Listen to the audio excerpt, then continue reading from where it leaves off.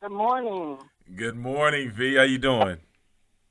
I'm good, thank you. Hello, everyone. This is Hawk from Hawk&Bel podcast. Today, I interviewed a woman who exudes strength and dedication, and she shares her story of how she came to be. From education to parenthood to dealing with sickness, Vernice Cooper will inspire you, motivate you, and help you to avoid Resentment Road. Here's her story.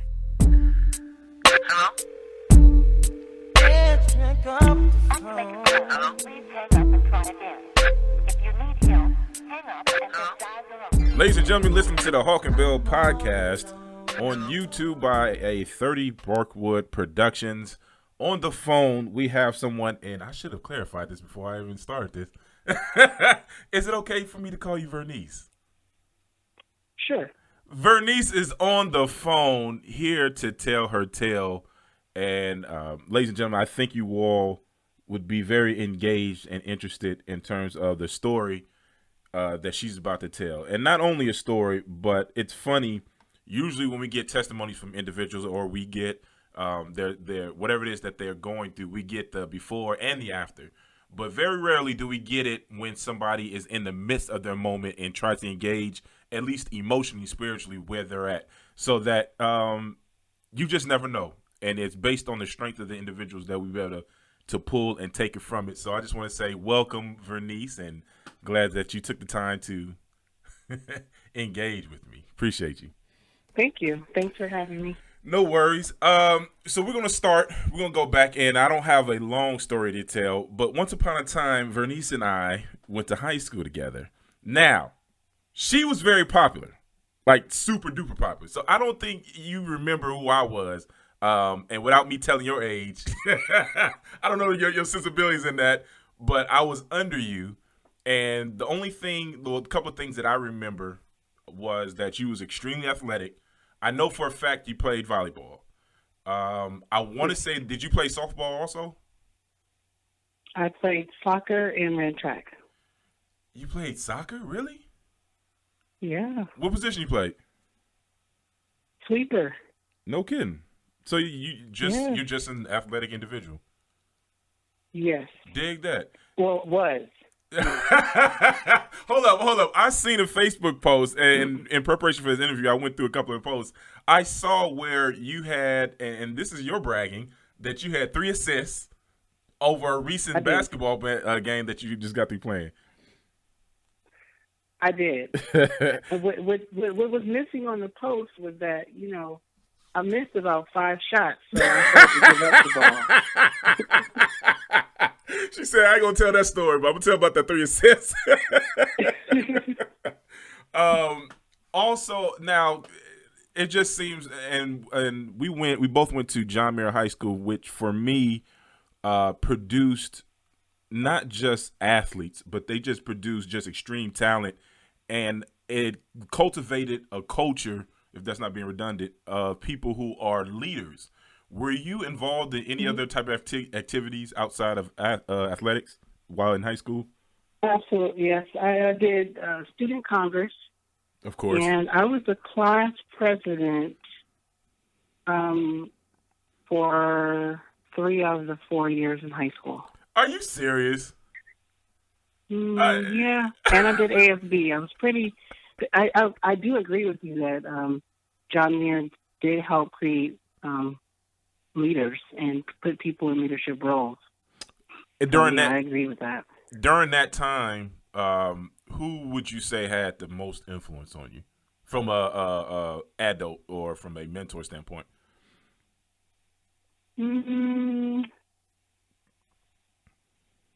That's tough. I mean, I had some coaches that were pretty tough on me. Jennifer Pullen being one of them. I'm definitely a mentor. And then my grandmother, who was a nurse at the time, she just kind of had that. You can be whatever you want to be. She and even if you didn't believe it, yes, and even if you didn't believe it, you still had to try, right? So during that time when you're in high school, did you already know the direction you wanted to go in life, or did you figure that out later on? I figured it out later on. All right. So because the truth of the matter is, the only reason I performed half decently in high school academically is so that I could do all the other things, play sports, be involved. I mean, I really think I only went to school to socialize. Interesting. So it wasn't, the focus wasn't, I got this grand scheme to be an engineer. It was, you want to do everything else, so you did well in what you had to. Yes. And I did well enough. You did well enough. Well, you went to college directly after high school, did you not? I did. I went to Pasadena City College for 2 years. Okay. And then kind of moved on from there. When you transferred from PCC to the 4-year, what college did you end up going to? Cal State Hayward. Okay. Which now is called Cal State East Bay. Okay. What was your determining factor in terms of choosing that particular school? I had a volleyball scholarship from the JC. Look at this. From the JC going to the 4-year. Like I said, you was really an athlete. This wasn't, you wasn't playing games with that. You something you was really good at. You never had any aspirations in terms of playing professionally in any of the sports that you played? Not really. I mean, I think if I had a chance of playing professionally, it would have been in soccer or track. But I didn't particularly like running. I think I just did it because I was good at it, if that makes sense. Yeah. Where volleyball, actually, I loved the sport. Nah. Loved playing the sport. But I was no good at it until, we didn't win one game. It's my first year playing, not one. I think we went 0-12. Wait, what year was this? Not what year, but what grade were you in? I didn't start playing until I was in the 10th grade. Oh, wow. Yeah, for volleyball. But I ended up playing in college. So it just, it's a testament to, if you really work hard at something that you love, you can actually be good at it. You know what? And it's something about that culture. I don't know if it's volleyball culture or it was just the culture of the team who I not that I personally, I do personally know Jennifer Pullen, but, during the time that I was in high school, it seems like the teams that she developed, there was a strong family bond. So, Absolutely. I wasn't even aware that you all went 0-12 because it seemed like you all were just having so much fun. There was a camaraderie there. You all were continuing building. So, to me, it seemed like that was the place to be at. And the personalities of the people that came out of the volleyball team, like I said, to this day, I'm not Don and Rhea and these individuals, they're super supportive, and I can't help but to think that has something to do with the way you all were brought up in that culture, the encouragement Absolutely. part. Yes. So let me fast forward real quick. So you're in college, you're on a scholarship, you're playing volleyball, but at some point you have to make up your mind, hey, I have to do something with my life. Well, how did you come to that decision, and what did you decide? Well, and I think it probably comes from the sports atmosphere. When I was at the JC, I started to coach volleyball for a club team, and our team went to nationals. And I was thinking to myself, it was a 12 years and under team. And I was thinking to myself, okay, I'm really good at coaching. So coaching and helping people grow, I knew that was something that I wanted to do. Okay. I didn't know exactly how to do it, but that's where I think it began. So coaching. Yes. What was intriguing? The coaching aspect or the teaching? I think it's both, right? Because I didn't want to just create good athletes, but I wanted to create good people. Right. So I would do things kind of Jennifer did, and giving us quotes and making sure we're on top of our academics and kind of building character. Right. And I think I'm still following that path of creating, better people. Yeah. So speaking about, building a better person or better people and character and things like that, there is another element to who you are.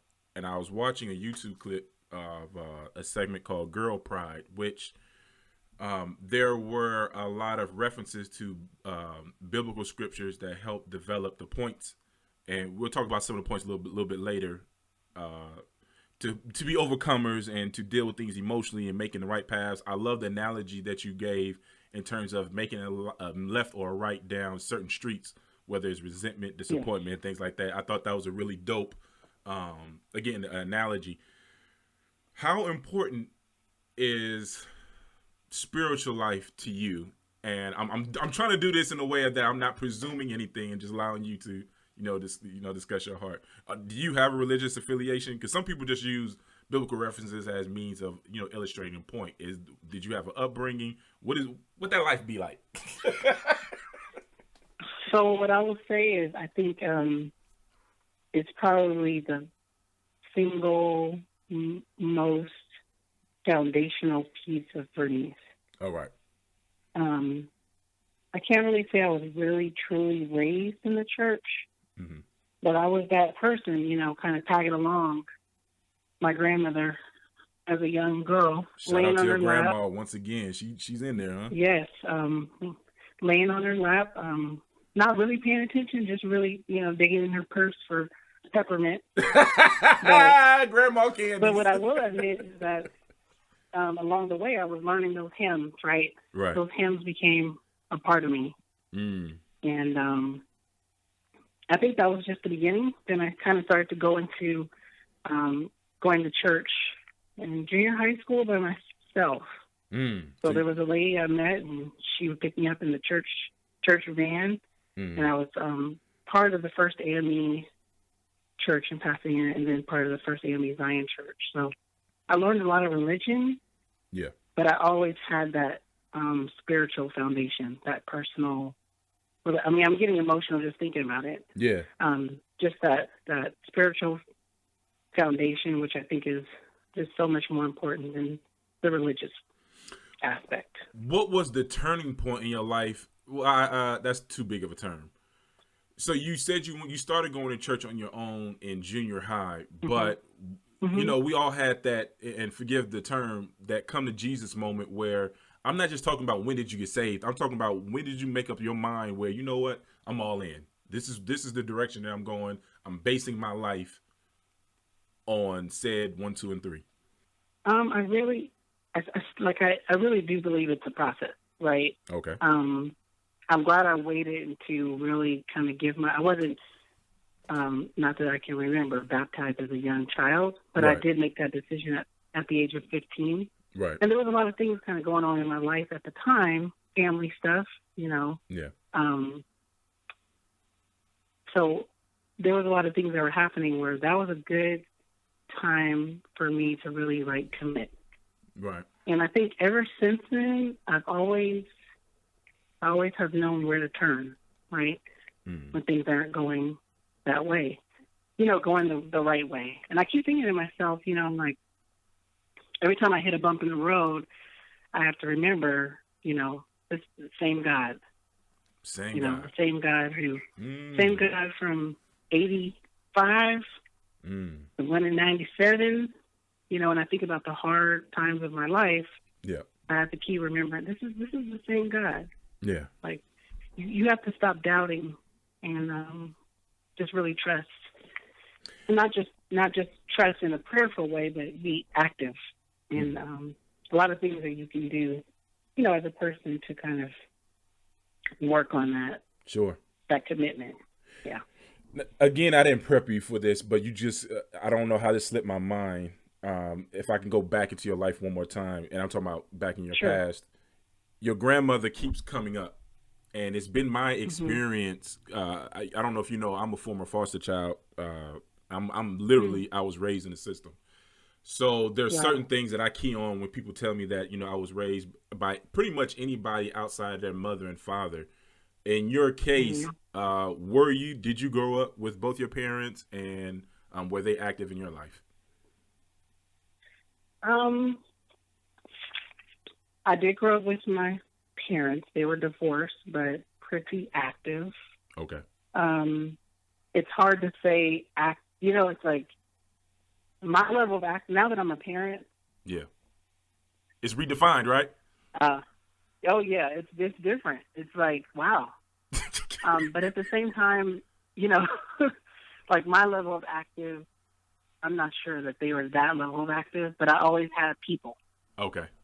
I do have a big family, especially on my maternal side. So And I don't think my mom struggled with drugs and alcohol. Okay. So, I mean, I could have been a part of the system at any time. Okay.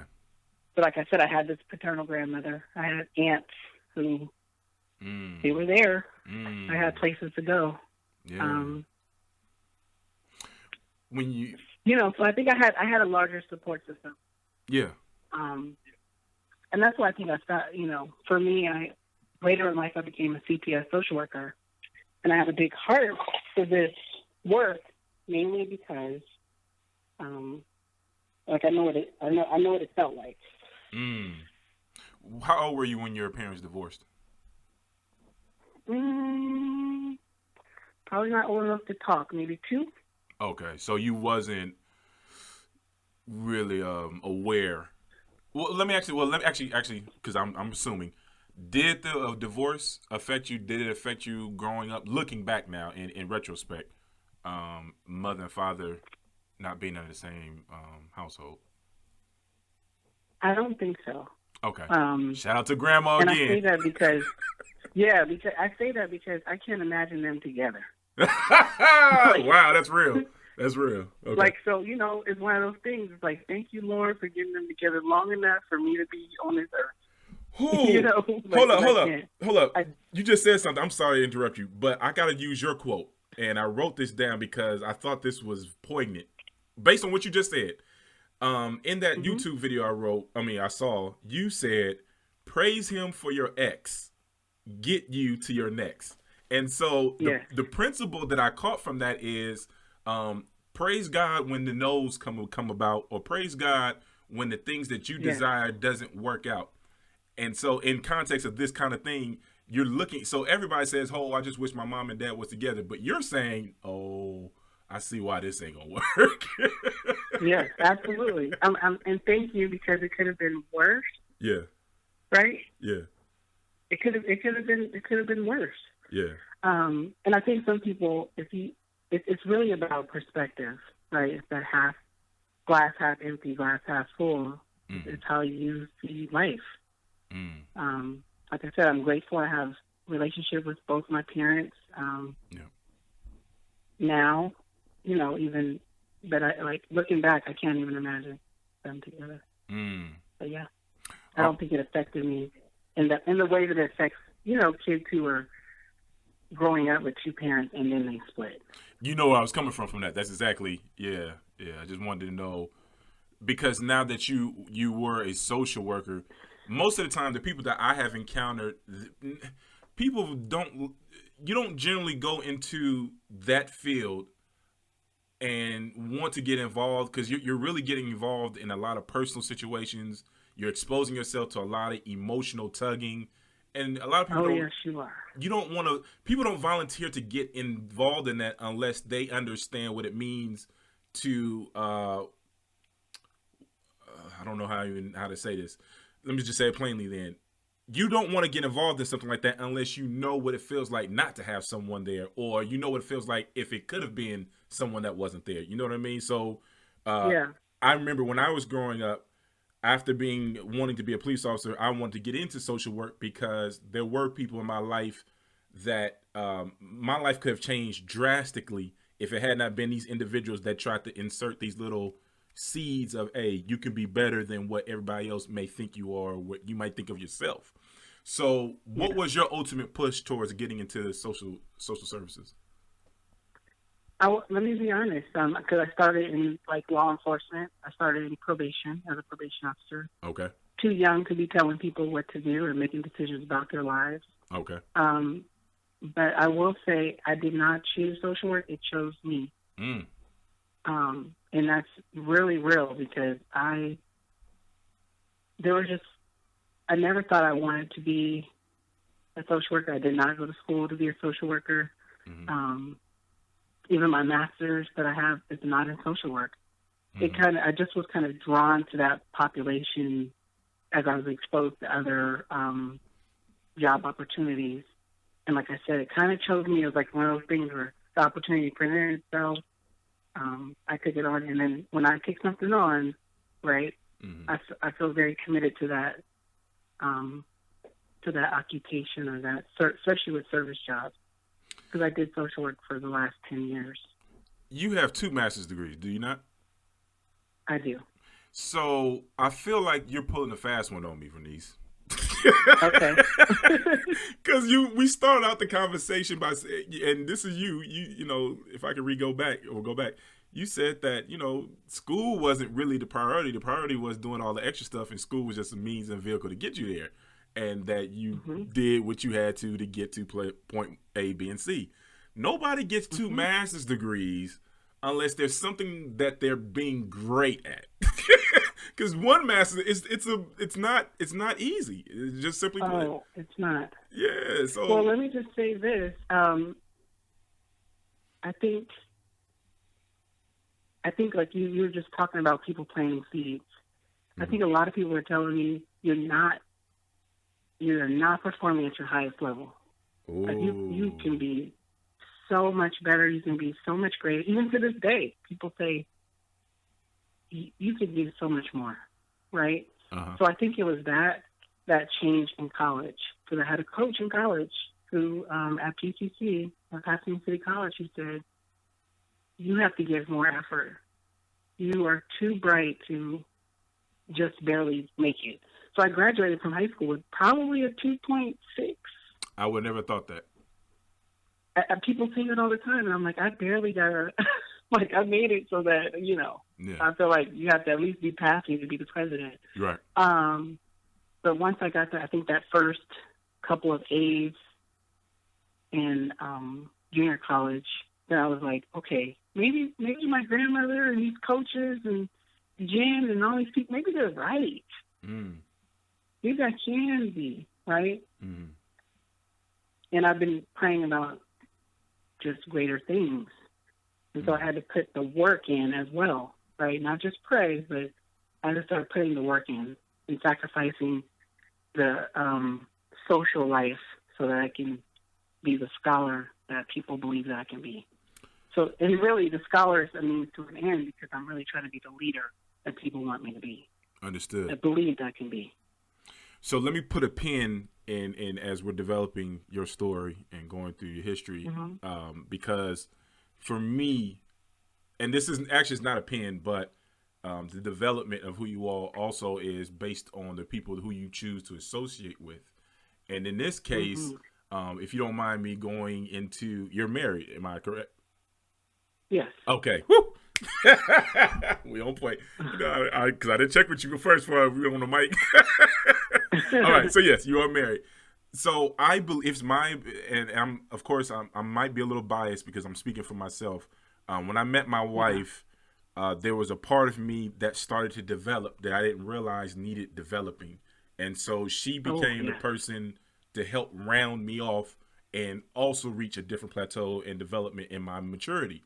So I believe that everybody who's married, if you're, hopefully you're happily married, you also experience what I'm articulating. When did you meet your husband? Absolutely. 16 years ago. 16 years. Okay. Is this during college? Is this during high school? So during college. What about What about him caught your attention?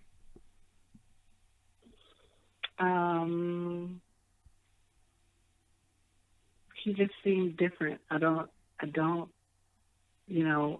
kind of been asked this before, especially when we were going through premarital counseling. Yeah. And I'm like, I think I'm attracted to potential. Okay. And just the way he treated me, right? I think it's, he reminds me a lot of my dad, very humble as a person. And I think it's really just like this. I didn't know till we were married how much he'd be pushing me, like even to this day, kind of, he wants me to finish my book, and so he can draw the illustrations and we can take it to the next level kind of thing. Oh, so he's an artist. He's an engineer, but he likes, he can draw. Yes, he can. That makes so much. It's something he does on the side. It makes so much sense. Ladies and gentlemen, let's do another quick little side note. So Vernice has a son that based on what I've seen on the postings on Facebook, is some type of genius. I don't know where his genius lies. And I was wondering, I'm like, man, this guy's really into a lot. He's doing stop animation. I saw that he had built some stuff for, I think, was it a science deal? That may happen so many times. Yeah. So, but he's very ingenuitive, and I'm like, man, for a guy that's so young, how is he finding this passion? Because I'm actually trying to get my daughter to get into that realm, because she said that she wants to be an engineer. Her uncle is an engineer. Blah blah blah. He's a mechanical engineer, and I'm like, I'm sorry, I don't have that in me to pour into you like that, but I can expose you. I can expose you to some things, and hopefully you can figure it out. Be a big girl. And so yeah, going back to your son, I'm like, this dude is extremely talented. And again, here we go. I feel like Vernice again.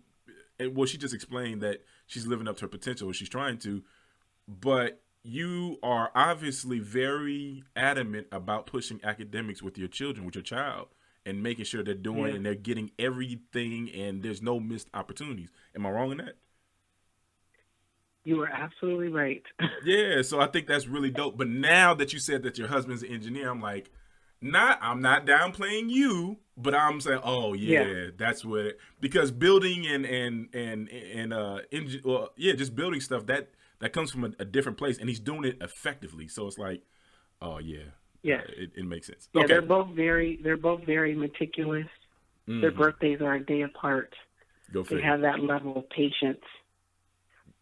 That I don't have. It's not me. I'm just going to love and support you, whatever you do. Yes.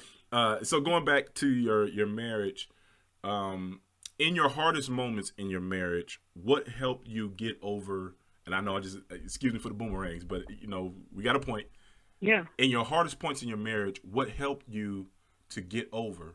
What helped you to reconcile? What was the ultimate resolve for you all to push through? Same God. Ah, interesting. It's just, we know, like, foundationally, like, what keeps us married and sane most of the time. Sure. She said most. Most of the time. Like, sometimes I don't get you, bro.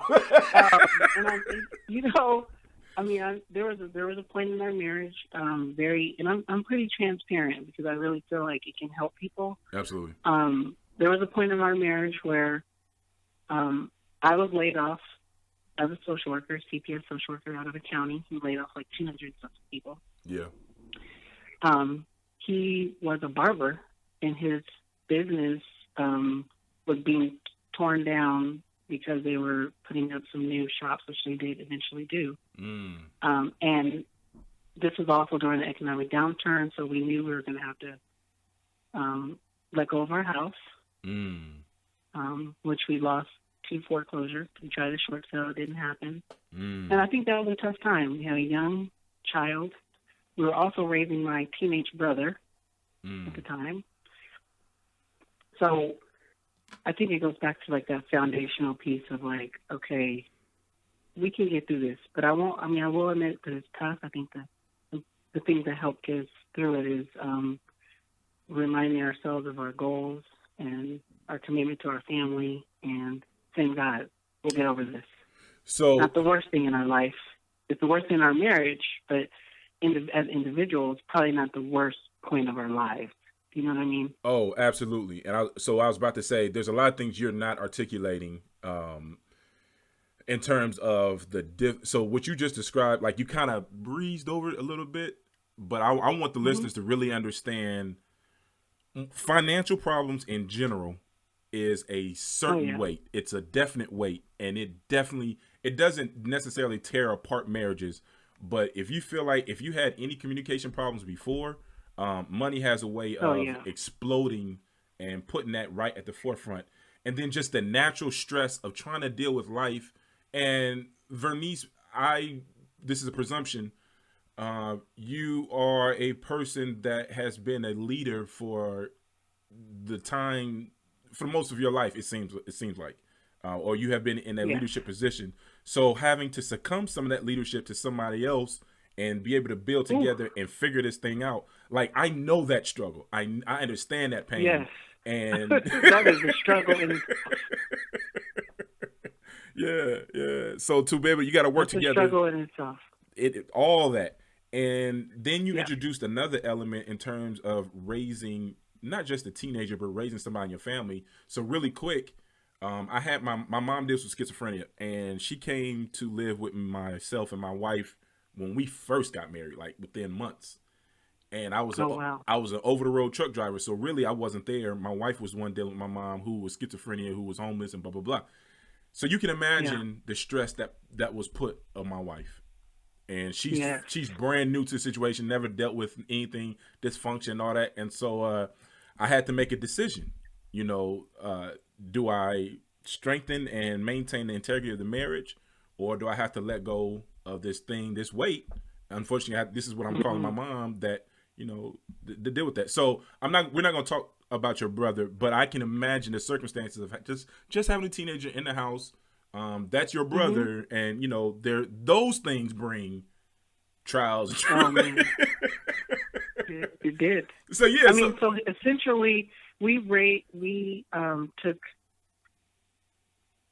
care and custody. I won't even say legal custody, but we took care and control of my brother before we were married.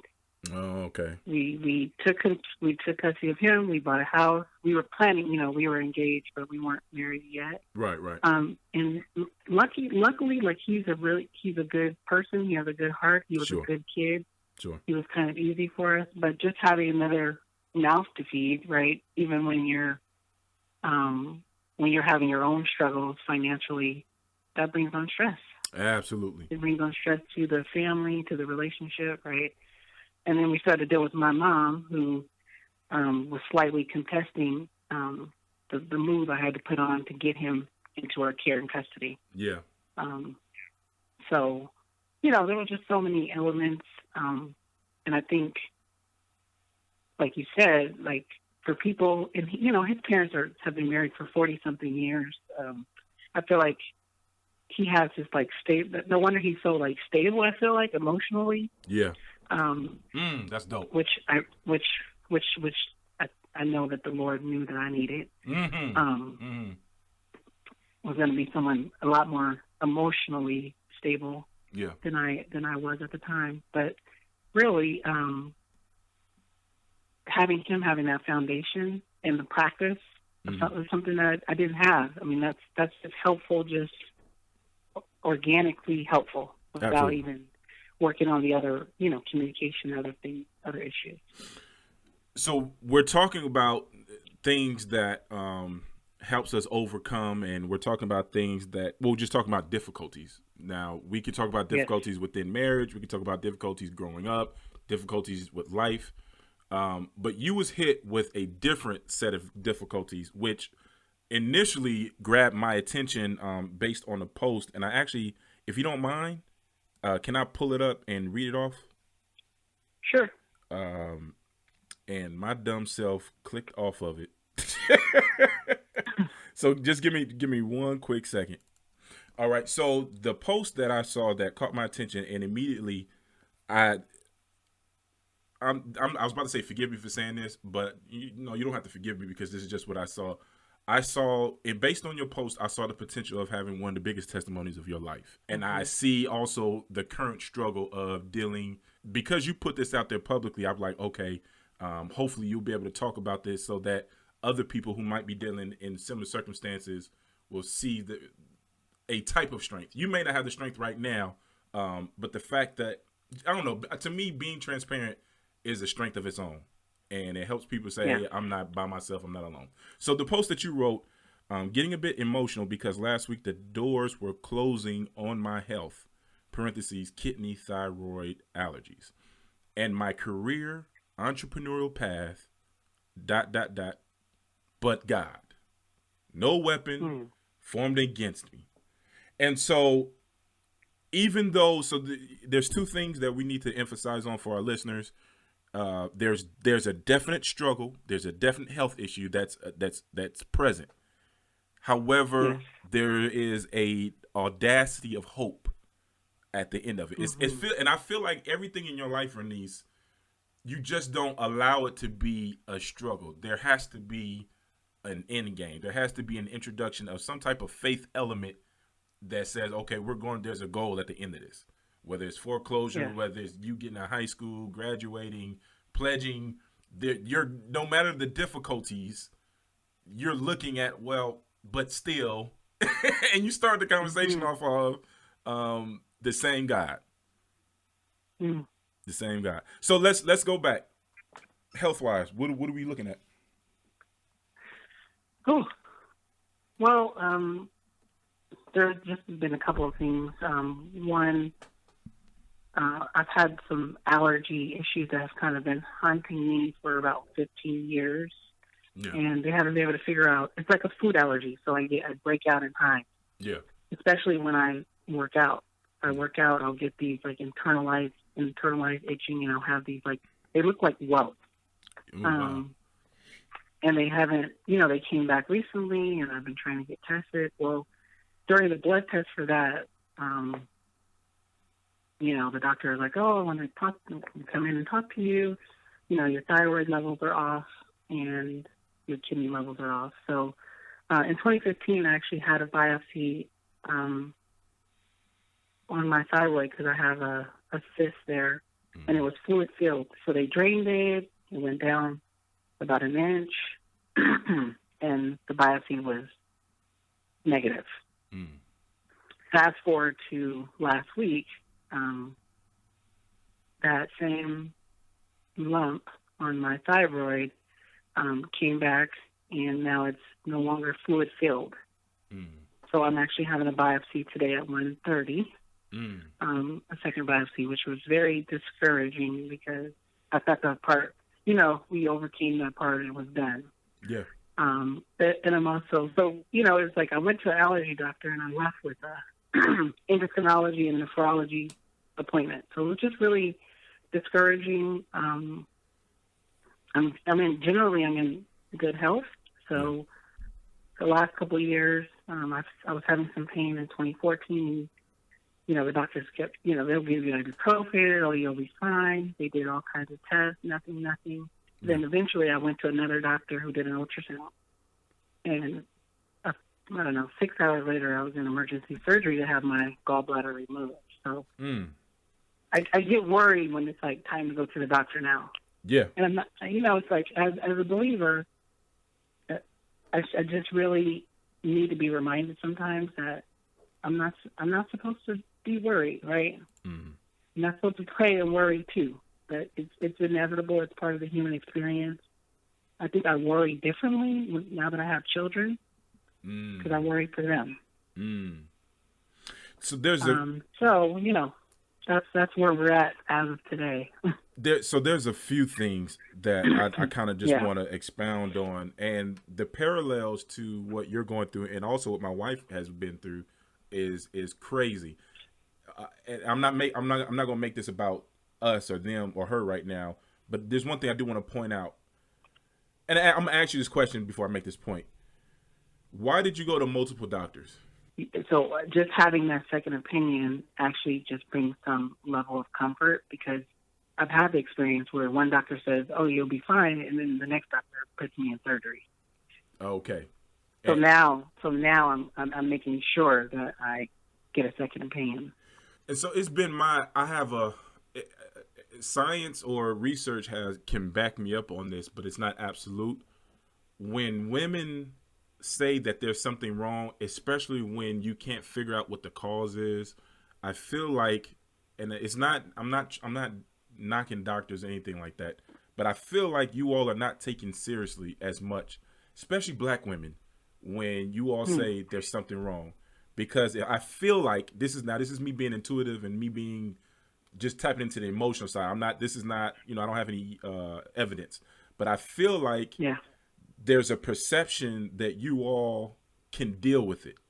You know what I mean? That you all will be able to overcome based on your melanin or based on, your experiences of your ancestors. And I feel like that's not fair. And probably that's why so many of us, I'm saying us as in black women, are suffering needlessly behind stuff that can be addressed earlier if somebody would have taken you all seriously. And so, and a little, I'm experiencing this with my own wife, and I want to ask you, when did your symptoms start? Because I've been married, I think about 10 years now, round about. Don't tell nobody, I can't remember. But you're being recorded. I know I'm giving up. Oh well. But ever since I've known my wife, she has had various issues that doctors can't pinpoint. And it's like, and it ended up, she also had her gallbladder taken out. And it was like, man, that was a very easy thing to, if they would have did the proper. But again, she had one doctor that, with so many words, told her to suck it up. I don't know if that was your experience, but she was pretty much given that. So it's like, so when you told me that in terms of getting that second opinion, I think that's absolutely necessary for any type of diagnosis that women are given, especially Black women. Get that second opinion. Let's jump to the spiritual side. I'm gonna bring up another one of your quotes, and I didn't know how I was going to introduce this, and I didn't want to do it in a way that I'm gonna change your conversation or your emotions or minimize what you're feeling currently, because I think it's very important for our listeners to know that it's okay to be scared sometimes, because again, you said it's the human reaction, it's the human emotion.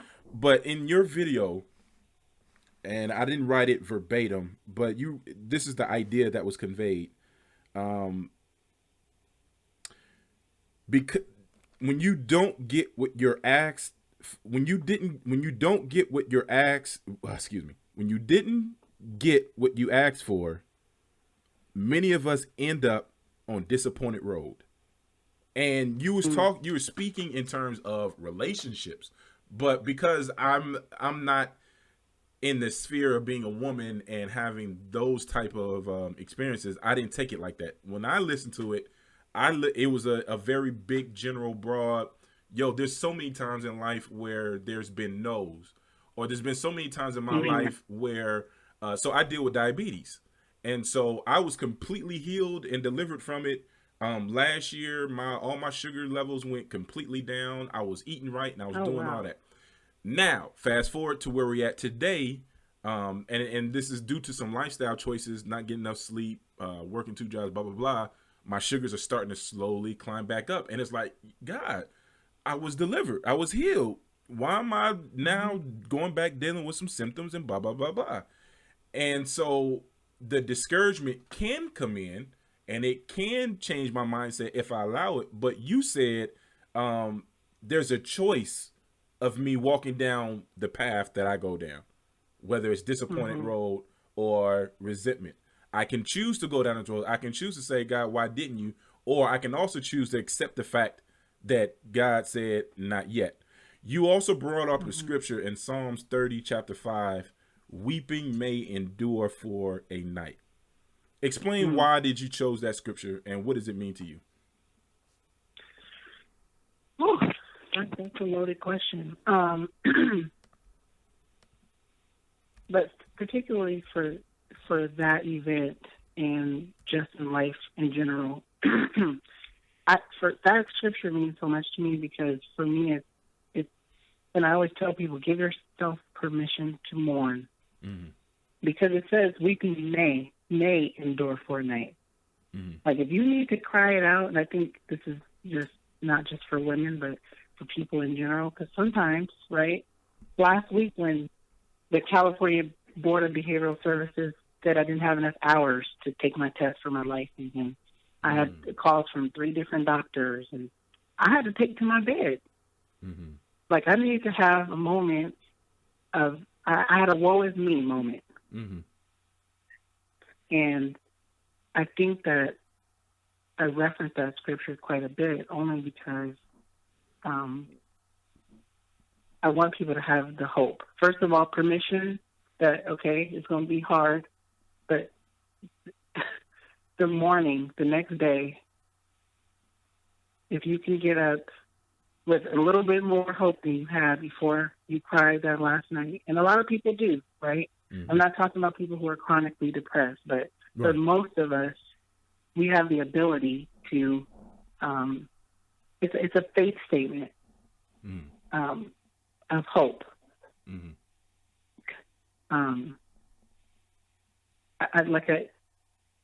One thing about, and a lot of that that clip that you saw on YouTube, a lot of that stuff is part of a book that I've been working on for years, called Vacate Victim Bill. I wanted to end on that note. I'm sorry, I cut you off. What was the name of the book or the potential book now? Vacate Victim Bill. All right. And what is it about? Well, it's about a journey kind of through this town called Victimville. And taking those turns on those roads, whether it's recovery road and you're struggling with addiction or just disappointment in general, and kind of how to get out of that town, metaphorically speaking. Right. But back to that scripture, it's that thing that we as people, but especially as women, because we do cry, right? And we just need to know that there's hope, right?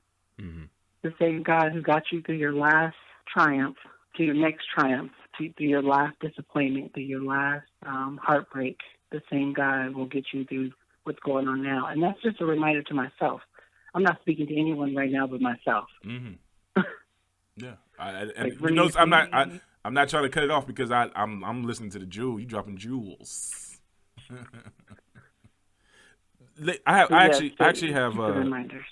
I have two more questions to ask you. No problem. And I just lost my first question. Doggone. It had something to do with what you just said. It was a daggone. It's gonna come to me later on. Well, let me just go skip to my last question then. And this question is based on, again, what you was articulating during this particular meeting. I don't mean to, because I didn't have a way to segue away from it in terms of dealing with your health and whatnot. So I also want to make this clear to the listeners. She is currently in this situation, and she said she has an appointment today to deal with, blood tests and things like that. But some reason, again, she has the audacity to still believe God's word, regardless of what's going on in her life currently. And of course, we all are believing for health, and we're all believing for healing and all that, and that everything will be, in the clear. But there's kind of like in spite of, regardless of what goes on around me, yet I will still trust you, Lord. Away from that, you said that if you call yourself a dime, meaning a 10-piece, terminology that we refer to women, then there should be something in you to help pull up another woman who may not see herself as a 10. Maybe she sees herself as a 6 or a 7, and deposit in her so she can get to where you're at. So, Vernice, what makes you a 10? Talk that talk, V. Talk that talk. Here's the thing, and I hope I didn't say I am. I hope I said if you are a dime. No, I jumped off the ledge. I jumped off the ledge. Yes, you did. You did a little. Because I believe that that's the end result, right? That means that I'm emotionally, spiritually, physically, all together for whatever that means for me, right? But I'm a work in progress, so I don't see myself as that. Okay. But I see myself as a solid 8, right? Okay. But I admire. There's some 10s out there that I look up to. Awesome. People like Lisa Nichols, right? Who is an inspirational speaker and a believer. And she's from South Central, right? Single mom, now at next level. There's people like that who I look at, because she doesn't just do motivational speakers. She picks out people who she wants to help them grow. So and not just grow, because... Go ahead. So there's a purpose to what she's doing. She's not just out here slanging advice. Absolutely. Yeah. And that's the thing. It's like I actually want to help the transformation process, right? Make that impact. Inspire people, and they may not ever transform, right? What's the purpose? They might not ever get to that level. They might not ever find that spiritual peace. Yeah. That's that joy, right? I know a lot of happy people, but there's not many people that have that joy that only Jesus Christ and the relationship that you have with him can bring. Can I pause you real quick? What's the difference between Sure. being happy and having joy? Happy is intermittent to me. Mm-hmm. You can be happy that you just had your favorite latte, right? But joy is it's in spite of. My I health can have made joy. me feel. I'm sorry. Go ahead. Yes, like today, I still have joy. Yeah, it's going to be a tough day. I don't want to go through a biopsy. Sure. I don't want to do more blood tests. But I still have joy. Not hope, right? I still have joy. I'm still grateful at the end of the day. Wow. Where people who are happy, I don't believe, they're happy is so temporary. It's so time limited, right? And happiness is not unconditional. It's very conditional. They're only happy if. I'm happy if I'm loved. I'm happy if I'm in a relationship. Joy is in spite of. I don't have that. I don't have a husband yet, but I still have joy. Bars. So it's very different. Yeah, I receive that. I don't need nothing temporary in my life. I need some of that joy.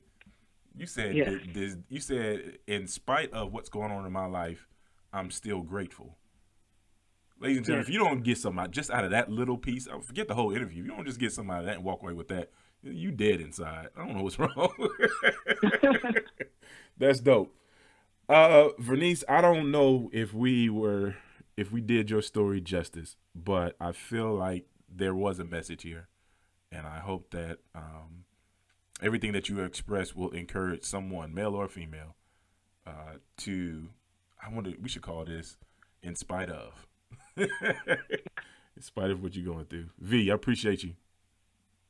Thank you so much. Yeah, you was a dope interview, and I'm literally flabbergasted. Like, you ever want to say more to it, but if you do, you overkilling it because the message has already been good. I do. That's where I'm at right now. Like, I want to kill. Like, man, I just want to drive that to the ground. But the Lord said, back up. What inspired you to start your podcast? Oh, that's a dope question. One, this is my passion. This is something that I love doing in terms of telling people stories.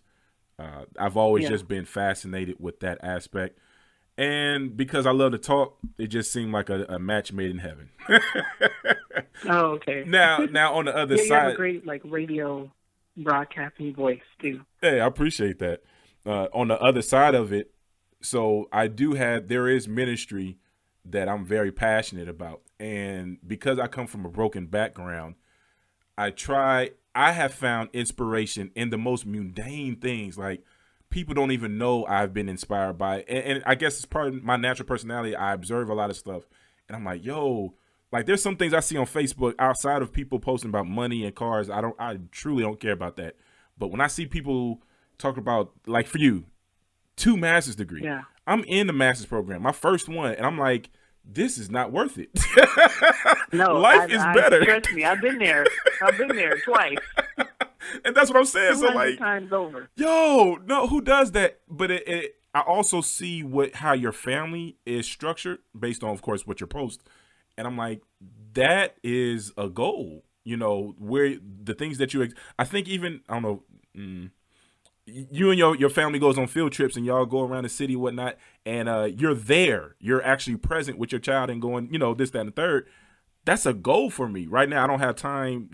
I work various jobs, but I'm like, yeah, that's how you parent. This is how you expose your kid. When you told me about the stop animation thing with your son and the cameras and he having his own microphone, I'm like, yeah, goes. That's where I want to be at. So the way I feel in terms of this radio show and podcast and everything that I do, the more I expose myself to these types of testimonies, these things reside in me, and these things I hold on to, and that I'm like, yo, in my moment where my happiness goes away, and the only thing that I have to hold on to is the type of joy that you're grateful for, it's your testimony that I'm going to remember.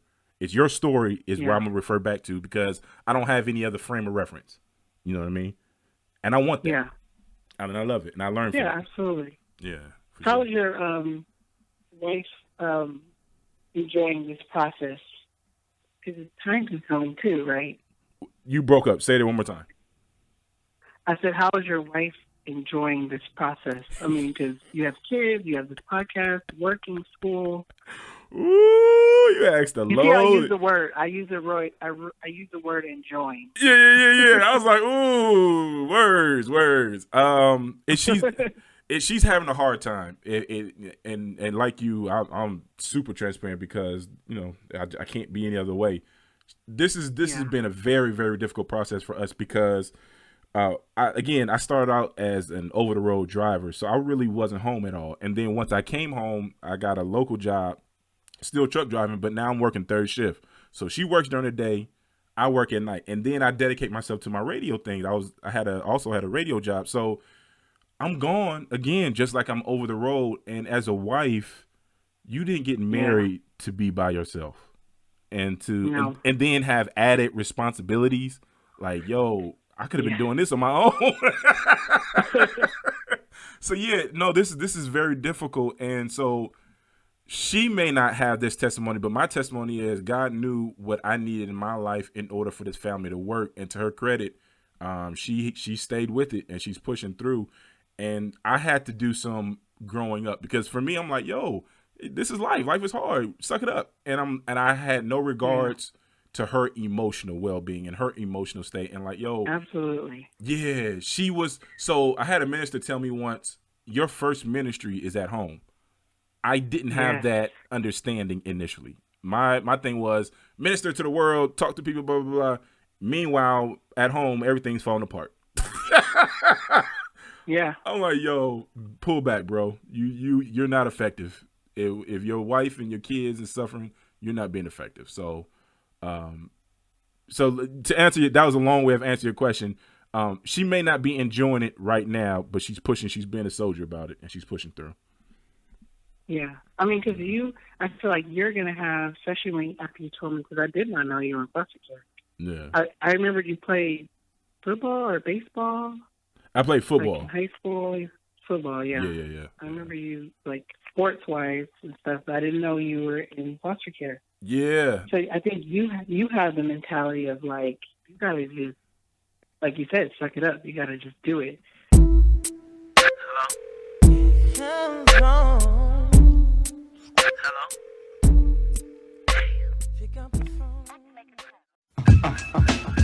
Hey, what's going on, everyone? This is Hawk from Hawk&Bel podcast. So there's a point in this conversation that Vernice didn't realize we were still recording. So in part one, I kind of just edited at the approximate end where I think that she may not have realized it. And so there is a part two of this conversation that I just didn't want to leave out because there were some jewels that were dropped in terms of encouragement. It's not very long, but I still felt it was necessary. So this is kind of the aftermath of the conversation. Hope you all enjoy it, and catch us next time. All right, peace.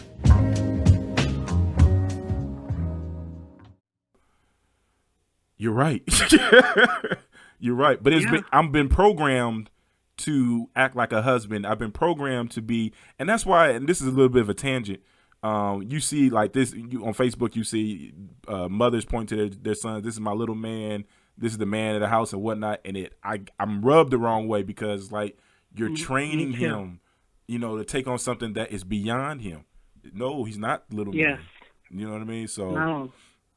And that's my personal experience. That gets under my skin. You will never see Vernice Cooper alike under anything like that. That drives me absolutely nuts. Yeah. And you know what? Maybe because they don't see it or they haven't experienced from our side in terms of what you're really asking a child to eternalize. I'm like, no, man. My daughter will never. But I've been that 8-year-old kid.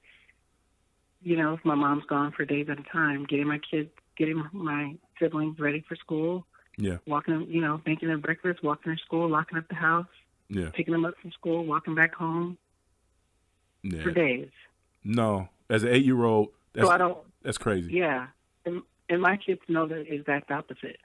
Like my son, he's only 10-year-old. He feels like he's the only 10-year-old in the world without a phone. And I'm thinking, you're never going to be anywhere where there's not an adult. That's my thought process. I'm sorry. Ever. Look, I made a Facebook post, and my wife, we share the same thing. I don't even let my daughter go to the backyard by herself.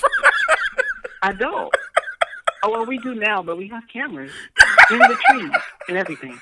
I'm not kidding. I kid you not. Oh, man. Yeah. Hyper vigilant. Hyper. Like, no, I don't, I'm sorry. You're right. I don't know. It's that exposure to direct and vicarious trauma, right? Sure. It makes you hyper vigilant. Sure. It really does.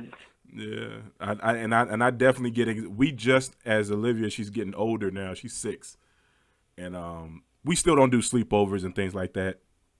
But I'm just now getting comfortable with her. Now, this is my complex. I'm just now getting used to her going to school because I had it because she's a girl, and I've been exposed being in foster care. I've been around these little girls that were molested, and I saw how it affected them.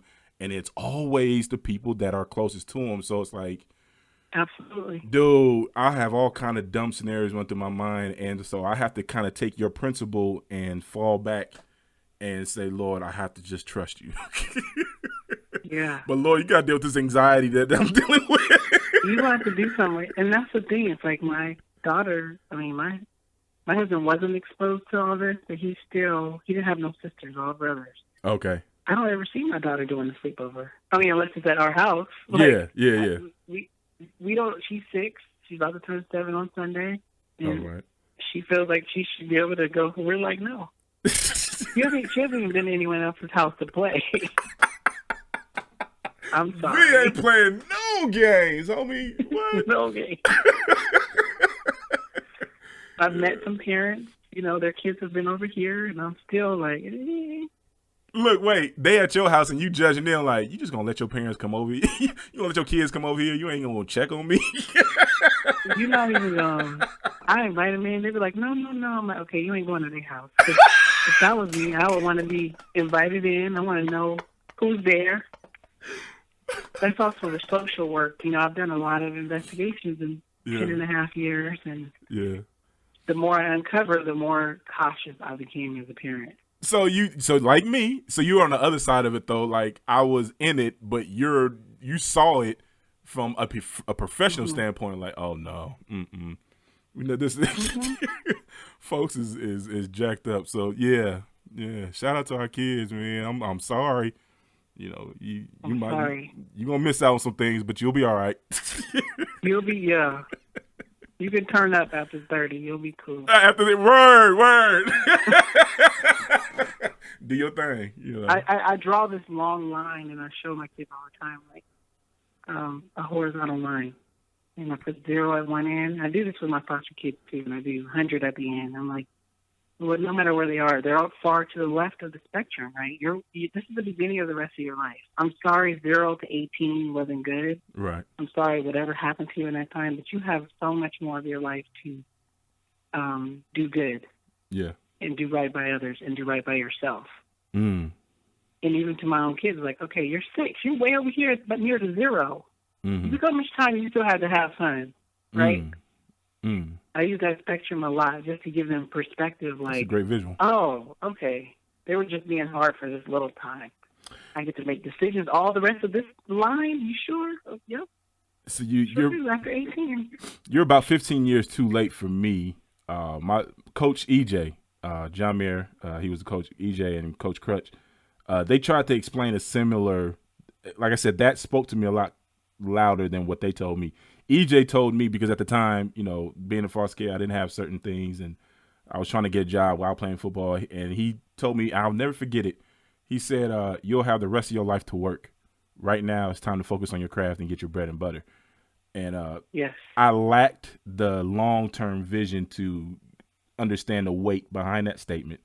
And so if he would articulate it the way you just did it, in terms of drawing that line 0 to 18, 18 and above, I would have appreciated that a lot more. Obviously, it was impactful because I still remember what he said, but I didn't get the meaning of it. I feel like that example that you just gave gives the exact same sentiment, but there's a meaning and there's a purpose behind it.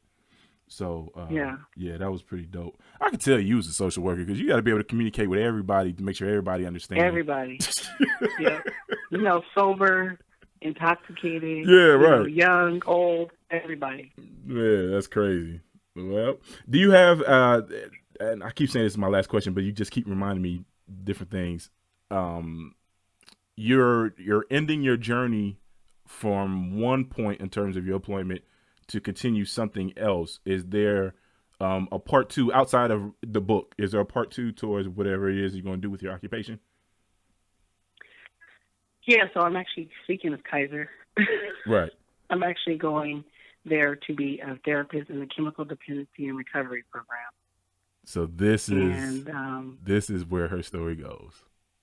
This is so interesting. And I mean, I really, I haven't had the direct experience of, like being addicted to a substance. When you live with someone, absolutely, who, especially a parent, yeah, and you become parentified because of their addiction, you learn so much. I mean, I didn't realize it then. It took me years to get to this point, but now I'm very attuned, and I've made it my point. And a lot of the book, even that I'm writing about, is about, it has a lot to do with addiction and recovery. And I said it recently in an interview with Kaiser. I said, they asked me, how do you explain to someone very new in addiction and recovery the difference between chemical dependence and addiction? And I said, well, it's not the addiction that I grew up with. It's not the commercial that said, this is your brain. And when they had the egg. That's exactly what I thought about. The egg in the frying pan. Yeah. And I said this in my interview, like, this is your brain on drugs. So it's not that simple. Mm-hmm. The brain doesn't just get fried to an irreparable level, right? You can be addicted to anything, coffee, sugar, whatever. But chemical dependency is when you can't, you cannot actually get over that without help. You can stop taking sugar without help. You can cut it out. You can try the Whole30 diet. There's some things you can do. Yeah, you can have some withdrawals. But chemical dependency, there's some actually like physical things that can happen to your body. So I try to explain that in different ways to different people, depending on where they're at in the recovery process. But in my book, I try to explain it very, even simpler terms, just so that people understand that they can, and have hope that they can get over it no matter where they are. I went to AA. I was in alcohol classes, and maybe I just didn't think about it in that terms. I never thought about the difference between addiction and chemical dependency. And maybe because of the severity of my addiction, to me, there is no difference because it still negatively affected your life. So the way you just articulated that, I'm like, oh, you're right. Because there were some people in our group who, if they didn't drink alcohol, we had this one brother, he was Native American. He would get nosebleeds every morning if he didn't take a drink. He would do what? He would get nosebleeds. His nose would literally bleed. And we had another person who started going through depression because he went cold turkey, and he was actually advised not to do that. They wasn't telling him to drink, but because he was drinking like a gallon of some type of liquor a day, and so when he took it upon himself to say, "Hey, I'm gonna get clean," his behavior started drastically changing, and he went through severe depression. So I seen that, and it made that, so that chemical dependence part. Yeah, no, that totally makes sense to me. So part two, your body. Yeah, we'll have to have a part two as I continue through this journey. What I would love to do, like best case scenario, is be able to still work for Kaiser part time and have a private practice and really be able to help people who need it. Absolutely, that would be dope. In North Carolina, when I was trying to get my mom help, unfortunately, I guess they started cutting funds. And so they was referring everybody who was part of the public sector. They all had pulled out and went into private, and that's what they were sending. And so, yeah, man, and that stuff can get costly, you know, if you don't have insurance. So, yeah, look, you the person that's charging. You're like, hey, I know. Yeah, it's very expensive. Yeah, it's super expensive. So anywhere, it's encouraging to continue to be vocal. Yeah. Right. Because a lot of people always say, "Oh, I would have never thought. Oh, I didn't know you grew up, you know, poor or whatever. Like, I didn't know you this and that, or you know, I didn't know that about your mom. You know, it's like, wow. I guess I hit it very well as far as like being super active, and involved and social. It was part of my process. Yeah. It's my escape. Only time I could be a kid. Ain't that something? There's y'all didn't catch that though. I'm gonna let it. I ain't gonna big it up, but y'all. Again, we'll find out a title on this. We're gonna find something that emphasizes this whole testimony. But yeah, thank you, V, for sharing and being transparent and allowing us to, you know, pick at you, even as you're currently going through this process. And I hope that this will help someone, and I hope that one day this thing will take hold, and all the dreams that you have put out there will manifest. In terms of helping others, your book, and most importantly for me is the development of your marriage. And I thank your husband for being supportive and being patient and willing to grow with you on this journey. Not saying that there's anything wrong with you, but you know, it takes two. Yeah, it takes two. So yeah, shout out to your husband. It does. And shout out to your kids for being who they are. Striving for their goals.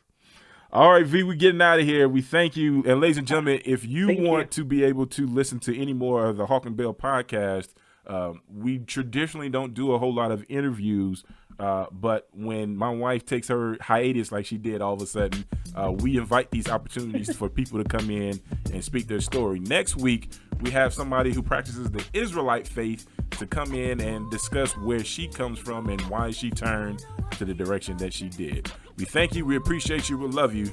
Hawk&Bel Podcast, YouTube, 30 Parkwood Productions. Peace.